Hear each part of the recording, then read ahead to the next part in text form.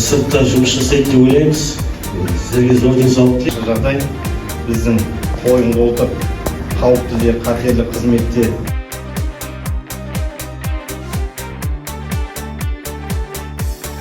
қоштасар уақыттың жеткеніме, сынаптай сағаттың өткеніме, сағынып жетермін елім саған, орманын аңсайды көк бөріде, мен өзім берікпін әр сертіме.